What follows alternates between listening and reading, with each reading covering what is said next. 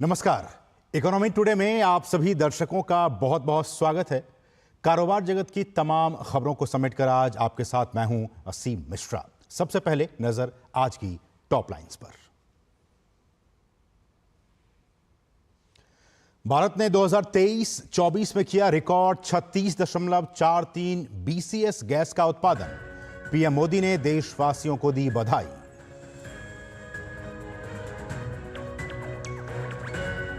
RBI MPC की बैठक 6 अगस्त से होगी शुरू। महंगाई, रेपो रेट और अर्थव्यवस्था से संबंधित मुद्दों पर होगी चर्चा। 8 अगस्त को केंद्रीय बैंक के गवर्नर शक्तिकांत दास करेंगे खास ऐलान।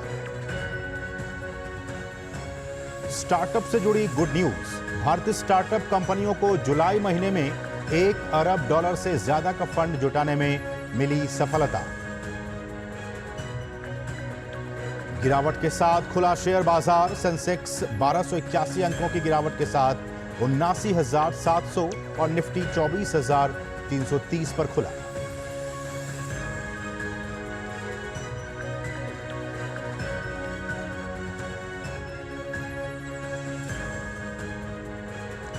शुरुआत सबसे महत्वपूर्ण खबर के साथ। प्रधानमंत्री नरेंद्र मोदी ने गैस उत्पादन में अभूतपूर्व वृद्धि के लिए देशवासियों को बधाई दी है। पेट्रोलियम और प्राकृतिक गैस मंत्री हरदीप सिंह पुरी ने आंकड़ों के साथ भारत के गैस उत्पादन में रिकॉर्ड वृद्धि की जानकारी दी है, जिसके बाद प्रधानमंत्री ने एक्स पर पोस्ट किया कि विकसित भारत के संकल्प की सिद्धि में एनर्जी सेक्टर में, ऊर्जा के क्षेत्र में हमारी आत्मनिर्भरता बहुत महत्वपूर्ण है।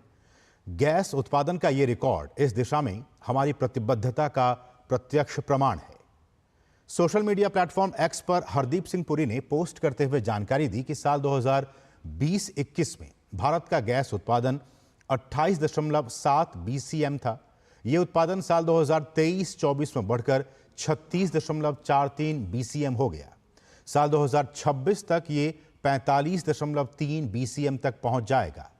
हरदीप सिंह पुरी ने पोस्ट में लिखा कि आंकड़े प्रमाण हैं कि प्रधानमंत्री नरेंद्र मोदी के मार्गदर्शन में भारत एक नई ऊर्जा, नई उमंग और एक नए संकल्प के साथ आगे बढ़ रहा है।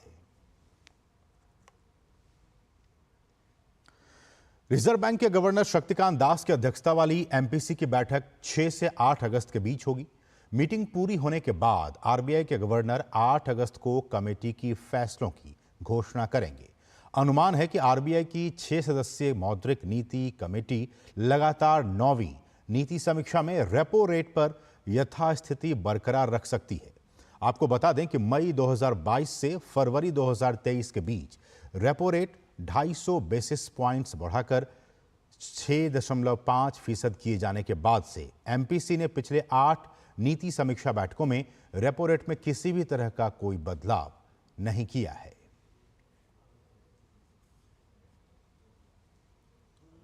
गिफ्ट निफ्टी की बात की जाए तो इसमें क्या कुछ उतार चढ़ाव आपको हम बताते हैं ग्राफिक्स के जरिए। इसमें देखिए लगभग 350 से ज्यादा 355 पॉइंट्स की गिरावट और 24,359 पॉइंट पर यह खुला गिफ्ट निफ्टी। इसमें भी अच्छी खासी गिरावट आप देख सकते हैं। निफ्टी 50 की बात की जाए तो इसमें भी 387 अंकों की गिरावट हुई है और ये 24,330 अंक पर खुला है।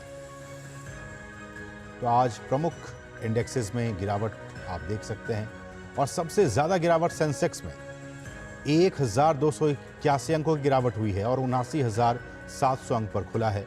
यानी कि पिछले मार्केट की बजाय आज जब ये ओपन हुआ है तो उसमें 1200 से ज्यादा अंकों की गिरावट दर्ज की गई है। ये सेंसेक्स की हम बात कर रहे हैं। और अब बात इकोनॉमी टुडे में आज के फोकस की।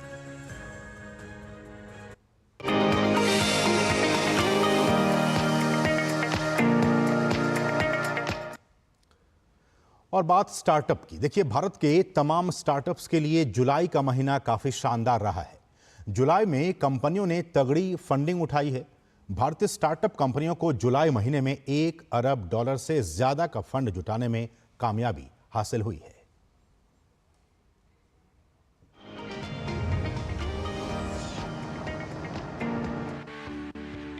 स्टार्टअप में फंडिंग को आसान बनाने के लिए सरकार की ओर से आम बजट 2024-25 में एंजल टैक्स को हटा दिया गया है। एन ट्रैकर की रिपोर्ट में बताया गया है कि जुलाई में स्टार्टअप ने 126 डील के तहत कुल $1 अरब से ज्यादा की फंडिंग जुटाई है। इसमें से 28 डील ग्रोथ या लेट स्टेज की है, जिसमें $725 मिलियन का फंड जुटाया गया है। वहीं 72 डील शुरुआती स्टेज की है, जिसमें करीब $312 मिलियन जुटाए गए हैं। वहीं 26 डील में जुटाई गई राशि का खुलासा नहीं किया गया है। भारतीय स्टार्टअप कंपनियों को जुलाई महीने में $1 अरब से ज्यादा का फंड जुटाने में सफलता मिली है। इसमें 2 भारतीय स्टार्टअप का विशेष योगदान रहा, जिन्हें $100 मिलियन से ज्यादा की फंडिंग मिली है। ई कॉमर्स स्टार्टअप पर्पल और ऑटोमोटिव टेक स्टार्टअप रैपिडो, दोनों में से हर एक ने $120 मिलियन का फंड जुटाया है। इसके बाद ऑनलाइन होटल चेन ओयो ने $50 मिलियन, फिनटेक कंपनी नावी ने $38 मिलियन और consumer tech company urban company की ओर से $38 मिलियन की फंडिंग जुटाई गई है। इससे पहले जून में भारतीय स्टार्टअप की ओर से $1.93 अरब की फंडिंग जुटाई गई थी। इसकी वजह बड़े स्टार्टअप जेप्टो द्वारा $665 मिलियन की फंडिंग एक बार में जुटाना था। आपको बता दें कि भारत में कुल 1,40,000 स्टार्टअप DPIIT से मान्यता प्राप्त है। 2024 के पहले 7 महीनों में भारतीय स्टार्टअप की ओर से कुल $8 अरब की फंडिंग जुटाई जा चुकी है। Bureau report, DD news.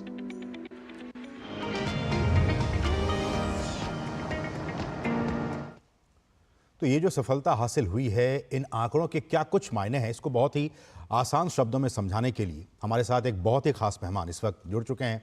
हमारे साथ प्रसून शर्मा जी हैं, जो कि संस्थापक और CEO हैं WUS के। प्रसून जी, आपका बहुत बहुत स्वागत।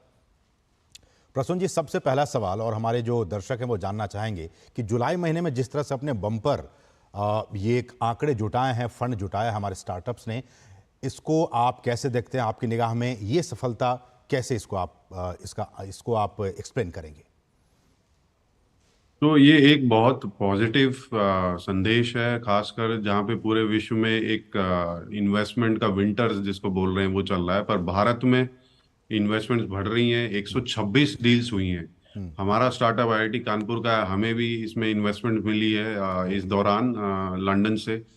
और उसके बाद जो ये एंजल टैक्स का एबॉलिश्ड हुआ है बजट के बाद, उससे काफी ज्यादा मार्केट बुलिश होगी स्टार्टअप इन्वेस्टमेंट्स के लिए। और हम आशा करते हैं कि भारत के होम ग्रोन फंड्स बनेंगे इससे, क्योंकि अगर आप चाइना की ग्रोथ भी देखिए पिछले 2 डेकेड में, उनके स्टार्टअप्स इसलिए तेजी से आगे बढ़े क्योंकि उनका होम ग्रोन फंड्स काफी थे। तो आगे जो दिख रहा है कि तकरीबन अर्ली स्टेज और सीरीज ए तक की फंडिंग में at least 50% investments home grown funds की होनी चाहिए। एंजल टैक्स के एबॉलिशमेंट के बाद लगता है फैमिली ऑफिसेस और जो बड़े उद्योगपति या इंडियन MNCs हैं, वो भी अपने फंड्स क्रिएट करेंगे स्टार्टअप्स को सपोर्ट करने के लिए। तो ये एक बहुत ही पॉजिटिव और मोटिवेशनल फिगर्स है स्टार्टअप इकोसिस्टम्स के लिए, एंटरप्रेन्योर्स के लिए और हमारी इकोनॉमी के लिए। आपने प्रसून जी एंजल टैक्स का जिक्र किया। मुझे लगता है कि ये जो बजट पेश होने के बाद से भी उसमें कुछ ऐड ऑन हुए होंगे और उसके पहले भी ऐड ऑन हुए होंगे। ये कितना महत्वपूर्ण, क्योंकि बहुत दिनों से स्टार्टअप्स की तरफ से जो लोग थे, जो आप जैसे जो लोग हैं, वो इस बात की डिमांड कर रहे थे सरकार से कि एंजल टैक्स को हटाइए, तभी जो एक अच्छा एक पाथ होगा वो क्रिएट होगा। आपको लगता है कि ये डिसीजन बहुत ही महत्वपूर्ण डिसीजन रहा कि एंजल टैक्स को हटा दिया गया? ये एक हिस्टोरिक डिसीजन रहेगा। जिस तरह से हमारी स्टार्टअप्स इकोसिस्टम ग्रो कर रहा है, ये एंजल टैक्स एबॉलिशमेंट हमें टॉप 3 से टॉप 1 में लाने के लिए बहुत महत्वपूर्ण रहेगा।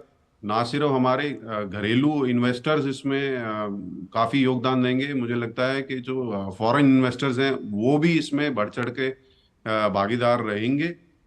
तो ये एक हिस्टोरिक डिसीजन रहेगा। आगे आने वाले सालों में 5 से 10 सालों में एंजल इन्वेस्टमेंट के थ्रू काफी इन्वेस्टमेंट स्टार्टअप्स की तरफ आएगा।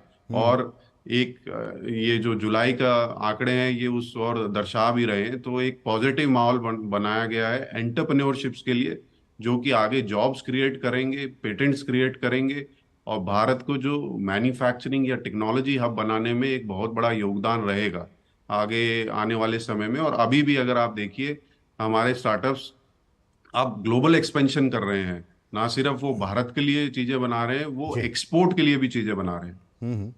ऐसे में प्रसून जी, आपने डोमेस्टिकली बात कही, काफ़ी अच्छा निवेश हो रहा है, लेकिन फॉरेन कंट्रीब्यूशन है, उनका क्या कुछ रोल है, और जो कंट्रीब्यूटर्स हैं वो किस तरह की और भी ease of business, doing business की बात कर रहे हैं, या फिर उनके और क्या कुछ सेंटिमेंट्स हैं?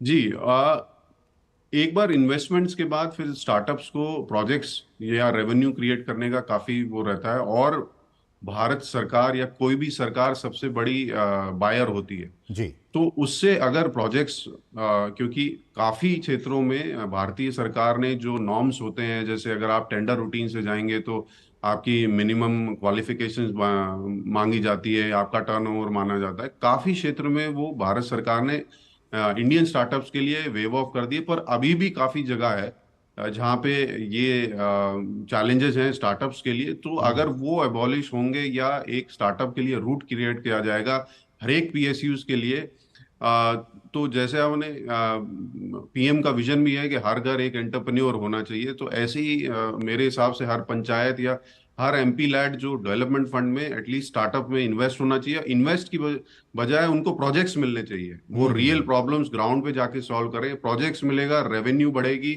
तो ऑब्वियसली इन्वेस्टर्स भी अट्रैक्ट होगा, वो ज्यादा पैसा डालने की कोशिश करेगा ठीक है। ताकि वो प्रॉफिट बना सके। तो ओवरऑल अब जब हमारे पास ऑलमोस्ट 1.5 लाख स्टार्टअप्स हो गए हैं, तो अब उनको आगे स्टार्टअप से यूनिकॉर्न से लेके 1 बिलियन रेवेन्यू जनरेशन कंपनीज बनाना है, तो उनको प्रोजेक्ट्स के लिए अनेबलमेंट करना चाहिए। और ग्राउंड लेवल तक, मतलब टीयर 4 सिटीज तक भी, बिल्कुल। चाहे आपकी म्यूनिसिपालिटी की जैसे प्रॉब्लम्स है एक, अगर आप मतलब अभी बारिशें हो रही हैं, सीवरेज क्लीनिंग के लिए आप आईओटी सेंसर्स यूज कर रहे हैं, या बाकी जैसे आपके ट्रांसपोर्टेशन है उसमें भीड़ मॉनिटर बिल्कुल करने के लिए बिल्कुल आप बिल्कुल। एआई कैमरा यूज कर रहे हैं, तो वो ग्राउंड पे प्रॉब्लम्स भी सॉल्व करेंगे, टीयर 4 टीयर 3 सिटीज में और एम्प्लॉयमेंट भी प्रसून जी, जो जनरेट आप करेंगे बात कर रहे हैं, यही बात और प्रधानमंत्री ने उनका भी कही थी। वैल्यूएशन भी बढ़ाएंगे। यही बात प्रधानमंत्री ने कही थी कि अब बड़े शहरों को छोड़िए, अब जो टीयर 2 टीयर 3 सिटीज़ हैं, वहाँ भी अब अच्छे खासे तादाद में स्टार्टअप्स आ रहे हैं। तो चूंकि पॉलिसीज गवर्नमेंट की अच्छी ऐसी है कि अब उसमें आ रहे हैं। लेकिन प्रसून जी, मेरा सवाल ये है कि अगर आपने अध्ययन किया होगा, स्टडी की होगी, कि ऐसे वो कौन कौन से सेक्टर्स हैं, इनोवेटिव सेक्टर्स हैं, जिसमें कि अब पारंपरिक तौर पे जो सेक्टर्स हैं जिसमें कि स्टार्टअप्स बहुत सारे आ चुके हैं, उनको छोड़ के अब जो युवा हैं वो कुछ इनोवेटिव और अलग सेक्टर्स में आने की कोशिशों में लगे हैं? तो जैसे अभी हमारे बजट में भी काफी फोकस एग्रोटेक स्टार्टअप्स के लिए ओके। रहा है, ओके। और इन्वायरमेंटल सोशल इम्पैक्ट स्टार्टअप्स पे भी रहा है। अगर आप देखिए एग्रो में भी, अगर एग्रीटेक स्टार्टअप्स जो कि हमारे भारत में अभी भी एग्रीकल्चर इज अ बिल्कुल मेजर बिल्कुल बिल्कुल बिल्कुल, primary source of occupation income. Provider, तो जी। उसमें फूड प्रोसेसिंग से लेके उसको एक्सपोर्ट करना या उसके स्टैंडर्ड्स क्रिएट करना, और उसकी ट्रेसेबिलिटी रहना कि उसकी प्रोडक्ट्स की क्वालिटी सही रहे, तो उस क्षेत्र में काफी स्टार्टअप्स के लिए स्कोप है और काफी स्टार्टअप्स आए भी हैं। चाहे वो जैसे भू परीक्षण हो या मिट्टी का परीक्षण हो, फार्मर्स को बताने के लिए कि क्या क्या चीजें चाहिए आपको एज अ खाद के लिए या उसको ऑर्गेनिक करने के लिए। और दूसरा है हेल्थ केयर और क्लाइमेट चेंज में। हेल्थ केयर में भी हमारे काफी स्टार्टअप्स काम कर रहे हैं, क्योंकि हेल्थ केयर की मतलब जो लाइफ साइकिल है वो थोड़ी लंबी होती है, क्योंकि हेल्थ केयर डिवाइसेस को आप टेस्ट करते हैं, फिर सर्टिफिकेशंस लेने पड़ते हैं काफी सारे, और हमारी एजेंसीज उसमें काफी टाइम लेती है उसको वेरीफाई करने के लिए। तो मुझे लगता है कि आगे जब ये इन्वेस्टमेंट्स बढ़ेंगी और इन्वेस्टर्स इन प्रॉब्लम्स की, जिसमें थोड़ा इनिशियल इन्वेस्टमेंट्स ज्यादा है, और हार्डवेयर रिलेटेड स्टार्टअप, चाहे वो मेडटेक हो या एग्रीटेक हो, उसमें थोड़ा टाइम लगता है एक प्रोडक्ट को मैच्योर करने में। ओके। उसमें मुझे लगता है अब स्टार्टअप्स नई उभर के आएंगी, हमारे इंडिया से स्टार्टअप्स आएंगी जो ऐसे इक्विपमेंट्स बनाएंगी, जो फार्मिंग प्रोड्यूस बढ़ाएंगी, क्लाइमेट चेंज को एड्रेस करेंगी, और हेल्थ सेक्टर में भी इनोवेटिव सॉल्यूशंस लाएंगी जो कि ग्लोबली एक्सेप्टेबल रहेंगे। ठीक है। एक और सवाल प्रसून जी, की जो स्टार्टअप्स हैं और जो आपने कहा एग्री की बात की, आपने हेल्थ की बात की, प्रधानमंत्री ने योगा की भी बात कही थी कि उसमें भी स्टार्टअप्स आ रहे हैं, तो ऐसे में जो नए स्टार्टअप्स हैं, जो यंग एंटरप्रेन्योर्स हैं, उनके लिए सबसे मन में जहन में सवाल आता है कि फंडिंग कहाँ से आएगी। क्या कुछ रूट्स हैं, अगर आपकी जानकारी हमारे दर्शकों को बता सके, किस तरह से वो फंड जुटा सकते हैं इनिशियली? ये अपना स्टार्टअप शुरू करने के लिए भारत में गोल्डन एरा है। और फंडिंग के काफी चैनल्स है। सबसे पहला चैनल है गवर्नमेंट ग्रांट्स। अगर आप इंक्यूबेटर या एक्सेलेरेटर जो गवर्नमेंट कॉलेजेस हैं या प्राइवेट कॉलेजेस हैं, आप उससे एक्सेस कर सकते हैं। आप डायरेक्टली भी, चैलेंजेस होते हैं गवर्नमेंट डिपार्टमेंट्स के, अलग अलग डिपार्टमेंट्स अपने स्टार्टअप चैलेंजेस लॉन्च कर रहे हैं। जैसे मिनिस्ट्री ऑफ अर्बन अफेयर्स स्वच्छता अभियान के रिलेटेड चैलेंजेस करता है, और एविएशन इंडस्ट्रीज उसके लिए रिलेटेड स्टार्टअप्स के लिए करती है, ट्रैवल एंड लॉजिस्टिक वाले। तो हर डिपार्टमेंट भारतीय सरकार का एक स्टार्टअप चैलेंज ऑर्गेनाइज करता है। आप अप्लाई करिए, आइडिया के बेस पे आपको ग्रांट मिलेगी। नहीं तो आप इंक्यूबेटर एक्सेलेरेटर जो आपके कॉलेजेस या नियर बाय आईटीआईज में भी अवेलेबल है हर संस्थान में, और अलग से इंक्यूबेटर्स और एक्सेलेरेटर्स भी ऑपरेशनल हैं, आप उनसे ले सकते हैं। सेकेंडली, आप स्टार्टअप इंडिया की अगर आप वेबसाइट पे रजिस्टर होते हैं, वो आपको रूटीनली अपडेट्स करते हैं ऐसे जी, प्रोग्राम्स के लिए, सेक्टोरियल प्रोग्राम्स बिल्कुल। के लिए, इन्वेस्टमेंट रिलेटेड इवेंट्स के लिए, जहाँ पे आप जाके पिच कर सकते हैं, डायरेक्टली मिल सकते हैं। तो ये गोल्डन एरा है। आप इस इकोसिस्टम से जुड़ें, और ऐसा नहीं है कि ये सिर्फ मेट्रो सिटीज में, अब investment funding tier 4 tier 3 cities में अवेलेबल है। और अगली ग्रोथ जो 1.5 लाख स्टार्टअप में से एटलीस्ट 70-80% टीयर 3 टीयर 4 सिटीज से आएंगे भारत में। ठीक है प्रसून जी, आपको लगता है कि यही जो स्टार्टअप्स हैं, वो भविष्य का जो इकोसिस्टम होगा, इकोनॉमी होगी भारत का, उसके ये आधार स्तंभ होंगे? और मेरा अगला सवाल ये कि क्या हमारे पास कोई रोल मॉडल है कि हम फलाने कंट्री को देख के, चाइना को देख के, या यूएस को देख के, या ब्रिटेन को देख के, क्या ऐसा कोई रोल मॉडल है कि हम इनको देख के, और वहाँ जो चीज़ें हैं, जिस तरह की चीज़ें वहाँ पे मैनेज किया जा रहा है, वो हमारे सामने कोई ऐसा रोल मॉडल है? जी, भारत एक तरह से खुद एक यूनिक रोल मॉडल बनेगा। अगर आप ओके। देखिए, एक तरफ से प्राइवेट जो सेक्टर्स हैं हम्म। वो अपना सॉल्यूशंस क्रिएट कर रहे हैं, और भारत में जो सॉल्यूशन बनता है वो पूरे विश्व के लिए बनता है। ओके। चाहे आप देख लीजिए हेल्थ केयर में या डिलीवरी में, तो जो स्केल है हम्म। और जो वॉल्यूम ऑफ नहीं, डिलीवरीज मेरा है सवाल वो था कि और कहीं नहीं हो कॉम्पिटिटर्स सकता। क्या है हमारे सामने? कॉम्पिटिटर्स कोई हैं या नहीं है? बिल्कुल हम ही लीडर्स के तौर पर आगे बढ़ते जा रहे हैं। कॉम्पिटिटर्स जरूर हैं, हाईटेक और डीप टेक। उसमें यूएस और चाइना और वेस्टर्न हाँ। वर्ल्ड हैं, जिसमें इनिशियली काफी इन्वेस्टमेंट करना पड़ता है और 8 से 10 साल वेट करना पड़ता है, ओके। खासकर मिड टेक डीप टेक में, हम्म। रिसर्च ओरिएंटेड उसमें। इसीलिए भारत सरकार ने एक रिसर्च फंड अलग से बनाया है, क्योंकि हम डीप टेक में थोड़ा सा पीछे हैं। और एक और क्षेत्र में हाईलाइट करना चाहूंगा, और डिजिटल पब्लिक इंफ्रास्ट्रक्चर जो भारत ओके। सरकार का डीपीआई है, वो भी हम्म। एक तरह का स्टार्टअप है। वो पूरे विश्व के लिए काफी अपॉर्चुनिटीज क्रिएट करेगा, और खासकर इंडियन स्टार्टअप्स के लिए। अगर आप यूपीआई लेके जाते हैं, तो यूपीआई रिलेटेड जितने भी इंडियन स्टार्टअप्स हैं, चाहे वो फ्रांस है या सिंगापुर है, उनकी एक्सपेंशन में मदद करेगा। कोविन ऐप है, अगर वहाँ अलग अलग देशों में जाती है, जो हमारे हेल्थ केयर से जो रिपोर्टिंग या प्रोडिक्टिव बिल्कुल। एनालिसिस करते हैं हेल्थ की, तो वो स्टार्टअप्स को एक बेस देगा। तो ये एक यूनिक जो DPI plus Indian private ecosystem, और उनका जो स्केल है, और ability to deliver on time, और इतने बड़े लार्ज ज्योग्राफी में, डिफरेंट टेरेन्स में, तो वो हेल्प करेगा भारत को एक यूनिक मॉडल क्रिएट करने के लिए। हाँ, हमें अभी इम्प्रूवमेंट चाहिए deep tech research oriented okay. Startups को, और हैंड होल्डिंग करने के लिए। इसीलिए जो ये कि रिसर्च का 1 लाख करोड़ का जो फंड बना है, उससे काफी डीप टेक स्टार्टअप्स को मदद मिलनी चाहिए, ना सिर्फ पैसे से, इक्विपमेंट्स और मेंटरिंग के थ्रू भी। ओके, लेकिन प्रसून जी, एक एक नेगेटिव तस्वीर भी मीडिया चैनलों के जरिए, कुछ रिसर्चर्स के जरिए आती रहती है, जिसमें कि ये कहा गया कि बीते वर्षों में बहुत सारे स्टार्टअप्स जिनकी शुरुआत हुई अच्छी खासी हुई, लेकिन वो कुछ ही महीनों में, कुछ ही सालों में वो सस्टेन नहीं कर सके और वो क्लोज हो गए। इस पे आपकी टिप्पणी, और अगर ये सच है तो क्या कुछ और करने की ज़रूरत है सरकार को? नहीं, इसमें नेगेटिव कुछ नहीं है। ये हमें एज ए स्टार्टअप वर्ल्ड में ये माना जाता है कि भाई, अगर आप 100 स्टार्टअप्स हैं, उसमें से अगर 20 से 30% भी आगे बढ़ते हैं, तो ये एक अच्छा ट्रेंड माना जाता है। यही स्टार्टअप्स का एक होता है कि ये एक्सपेरिमेंटल बेसिस में काम करते हैं, और सस्टेन करने की कोशिश करते हैं। और इसमें स्टार्टअप सस्टेनेबिलिटी में ना सिर्फ फाउंडर्स, वो एक पूरा इकोसिस्टम होता है। जैसे किसी स्टार्टअप्स को जैसे कैश फ्लो की वजह से दिक्कत आती है, तो भारत सरकार ने सिडबी के थ्रू क्रेडिट लाइंस अनेबल करी है, बाकी बैंक्स के थ्रू भी। तो हर स्टेज पे स्टार्टअप्स को हैंड होल्डिंग की जरूरत पड़ती है, चाहे वो प्रोजेक्ट्स हो, चाहे लीगल कंप्लायंस हो, चाहे इन्वेस्टमेंट जैसे फॉरेन से आती है तो आरबीआई क्लियरेंस हो। तो मुझे लगता है कि स्टार्टअप इकोसिस्टम में हम ये मान के चलते हैं कि भी हम इनको फेलियर नहीं बोलते, पर चैलेंजेस जरूर आएंगे। और तभी ये चैलेंजेस हैं, वो उसी में अपॉर्चुनिटीज हैं। अगर बड़े आसानी से सब कोई कर रहा होता तो वो इतना बड़ा अपॉर्चुनिटी में क्रिएट नहीं होता। तो मेरे हिसाब से ये पॉजिटिव है। जहां पे आपको प्रॉब्लम्स दिख रही है वहीं पे आप सॉल्यूशन क्रिएट कर सकते हो एज अ स्टार्टअप। अनेबलमेंट की जरूरत रहेगी। अभी हमने एक्सपर्टीज बना ली है आइडिया से लेके अर्ली स्टेज तक।